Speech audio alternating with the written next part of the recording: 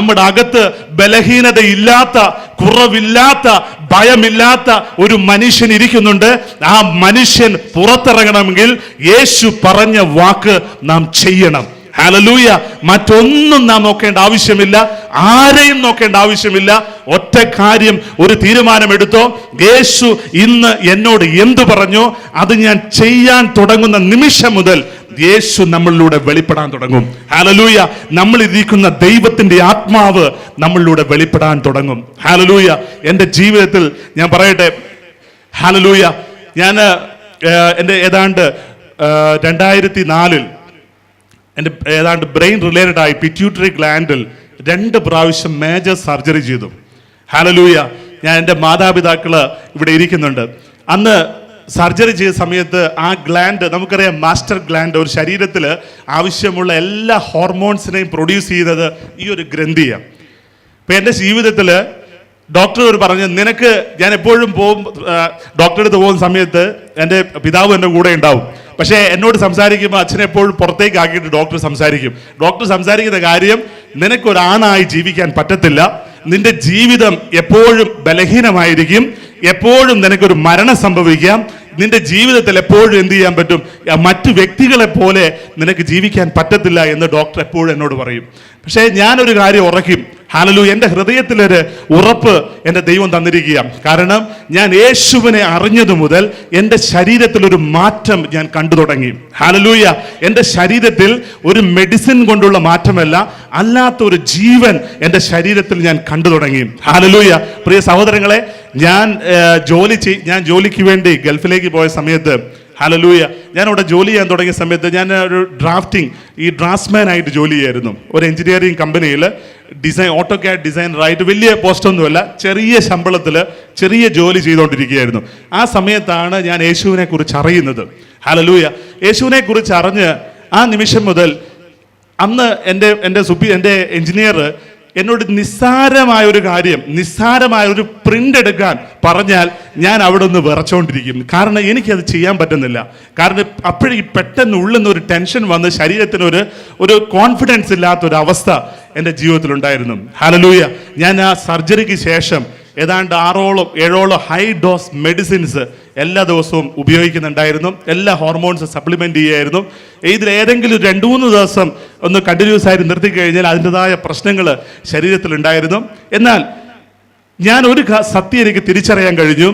എൻ്റെ ജീവിതത്തിൽ യേശുവിൻ്റെ വാക്കുകൾ ഈ മരുന്നിനേക്കാൾ കൂടുതൽ എഫക്റ്റ് ചെയ്യുന്നു എന്ന് ഒരു സത്യം എനിക്ക് തിരിച്ചറിയാൻ തുടങ്ങി. ഹല്ലേലൂയ. ആ സമയത്താണ് നമ്മുടെ കർത്തൃദാസന്റെ ഒരു സ്പിരിച്വൽ ഗ്രോത്ത് എന്ന് പറയുന്ന ഒരു CD എനിക്ക് ലഭിക്കാനിടയായി. ദൈവദാസനെ കുറിച്ച് അറിയത്തില്ലായിരുന്നു. അവിടെ വെച്ച് എൻ്റെ ഒരു സുഹൃത്ത് മുഖാന്തരമാണ് ദൈവരാജ്യത്തിൻ്റെ ആ മർമ്മങ്ങളെക്കുറിച്ചും ആത്മലോകവും ആത്മീക വളർച്ചയെന്നുള്ള CD എൻ്റെ കയ്യിൽ ലഭിക്കാനിടയായി. ഈ CD കിട്ടി ഞാനത് കണ്ടിന്യൂസ് ആയിട്ട് ഞാനിങ്ങനെ കേട്ടുകൊണ്ടിരുന്ന സമയത്ത് ആ വചനപ്രകാരം ഇന്ന് പറഞ്ഞില്ലേ, അത് ഞാൻ എൻ്റെ ജീവിതത്തിലേക്കൊന്ന് പ്രാക്ടീസ് ചെയ്യാൻ തുടങ്ങിയ നിമിഷം മുതൽ എൻ്റെ ശരീരത്തിൽ ഒരു മാറ്റം ഞാൻ കണ്ടു തുടങ്ങി. ഹല്ലേലൂയ. ഇപ്പൊ ഡോക്ടർ ആദ്യം പറഞ്ഞ മെഡിസിൻ, ഒരു ഇഞ്ചക്ഷൻ, ഒരു ടെസ്റ്റോസ്റ്റെറോൺ എന്ന് പറഞ്ഞ പുരുഷ ഹോർമോൺ എന്ന് പറഞ്ഞ ഒരു ഇഞ്ചക്ഷൻ എല്ലാ മാസവും, എല്ലാ 2 ആഴ്ച കൂടുമ്പോൾ ഞാൻ ചെയ്തുകൊണ്ടിരിക്കുന്നുണ്ടായിരുന്നു. ഹല്ലേലൂയ. ഞാൻ മെല്ലെ അതങ്ങ് സ്റ്റോപ്പ് ചെയ്തു. സ്റ്റോപ്പ് ചെയ്തിട്ടും പ്രശ്നമൊന്നുമില്ല, പക്ഷെ അത് കൂടുന്നൊന്നുമില്ല. എൻ്റെ ശരീരത്തിൽ എന്ത് ചെയ്യുക, വലിയ ബലഹീനതകളില്ലാതെ എന്ത് ചെയ്തുകൊണ്ടിരിക്കുക. ഏതാണ്ട് 1.5-2 വർഷത്തോളം അങ്ങനെ ഞാൻ കണ്ടിന്യൂ ചെയ്തു. ഹല്ലേലൂയ. എന്നാൽ ഇന്ന് ഞാൻ പറയട്ടെ, ഞാൻ ഏതാണ്ട് 1.5 വർഷമായി ഒരു മെഡിസിൻസും കൂടാതെയാ ഇന്നിവിടെ നിൽക്കുന്നത്. ഹല്ലേലൂയ. ഒരു മെഡിസിൻ പോലും മരണം വരെ ഉപേക്ഷിക്കരുതെന്ന് പറഞ്ഞ ആ എല്ലാ മെഡിസിൻസും ഞാനൊന്ന് ഉപേക്ഷിച്ച് ഒരു മരുന്നും കൂടാതെയാ ഞാൻ ഇന്നിവിടെ നിൽക്കുന്നത്. ഹല്ലേലൂയ. കാരണം ഹല്ലേലൂയ, വെറും ചുമ്മാ വിശ്വാസത്താൽ നിർത്തിയത് മാത്രമല്ല, ഞാൻ ടെസ്റ്റ് ചെയ്ത സമയത്ത് എല്ലാ ഹോർമോണും നോർമലായി വന്നു. ഹല്ലേലൂയ. ഹല്ലേലൂയ. എല്ലാ ഹോർമോൺസും നോർമലായി സ്വർഗത്തിലെ ദൈവം മാറ്റി. നമ്മുടെ യേശു നമ്മെ സൗഖ്യമാക്കുന്ന ദൈവമാണ്. ഹല്ലേലൂയ. ഈ വചനത്തെ നാം ഏറ്റെടുത്ത് നമ്മുടെ ലൈഫിലേക്ക് എന്ത് ചെയ്യണം, അതിനെ ഒന്ന് കൊണ്ടുവരണം. ഹല്ലേലൂയ. അതേപോലെ തന്നെ മറ്റൊരു കാര്യം പറഞ്ഞു. ഹല്ലേലൂയ.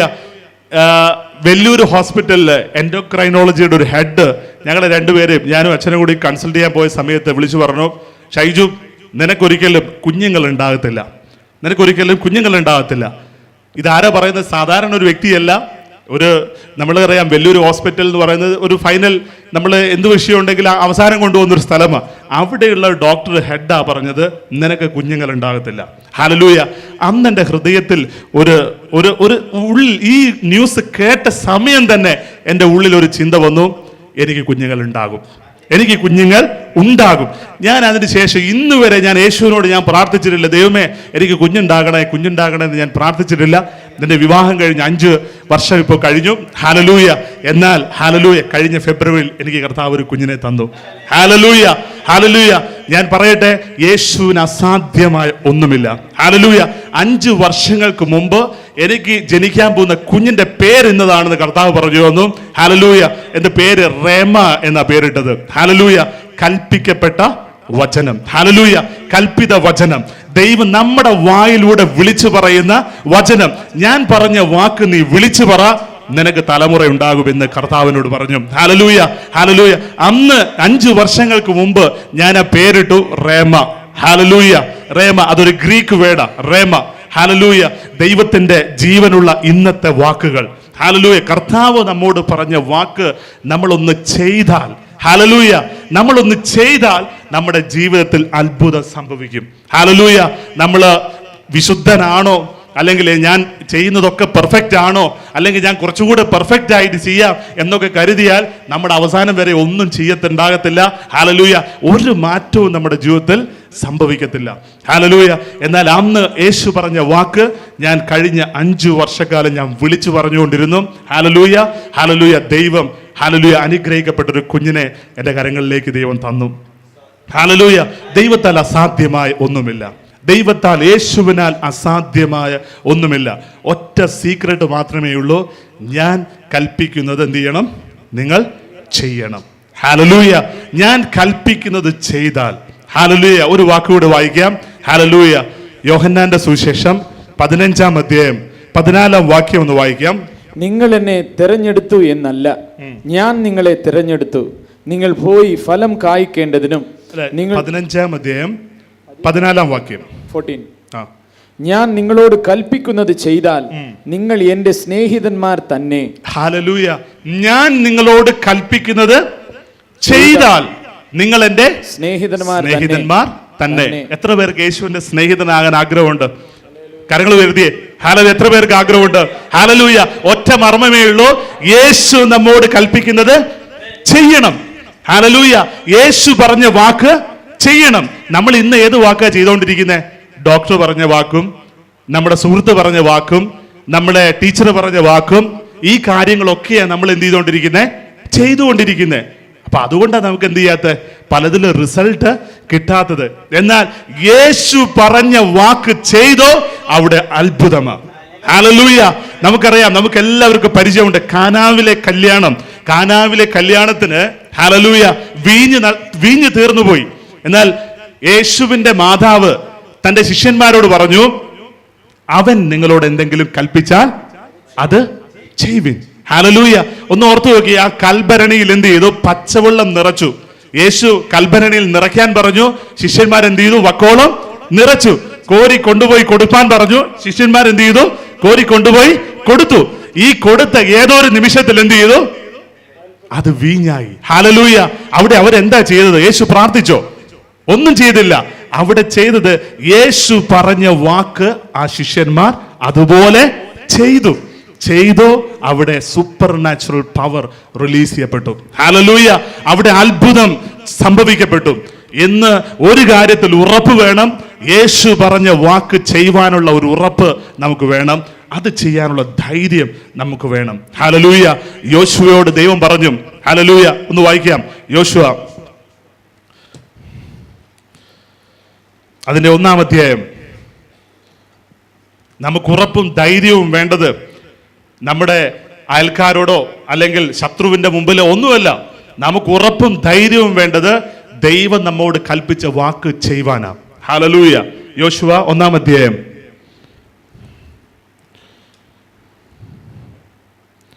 അതിന്റെ ഹല്ലേലൂയ 1-ാം അധ്യായം അതിന്റെ അഞ്ചോട്ട് വായിക്കാം.